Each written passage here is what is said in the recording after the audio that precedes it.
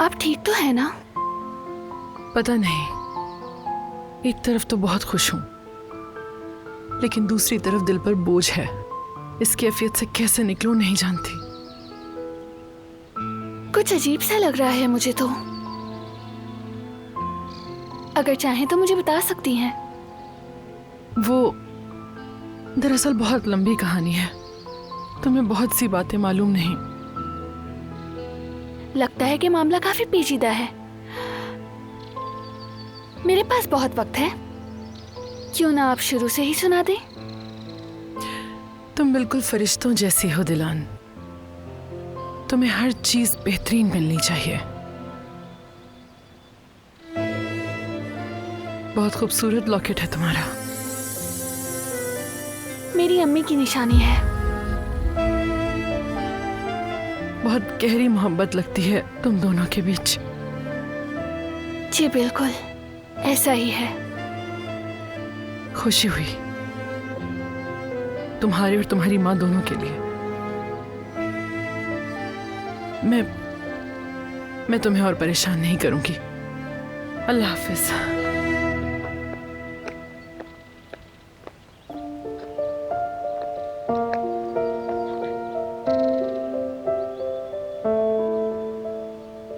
क्यों आई थी ये? क्या चाहती है?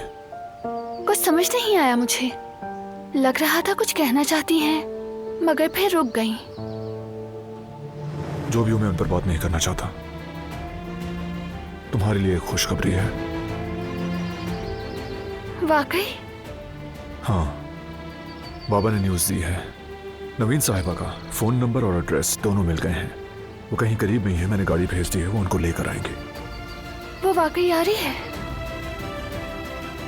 या अल्लाह, वो आ रही है, वो यहाँ आ रही है।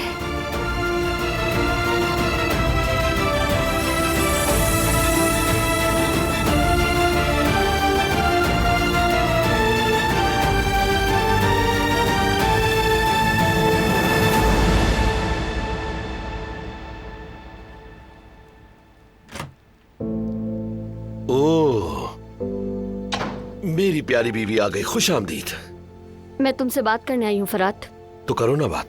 क्या कहना है तुम्हें? मैं सुन रहा हूँ। तुम दारिया के बारे में मुझसे कुछ छुपा रहे हो ना?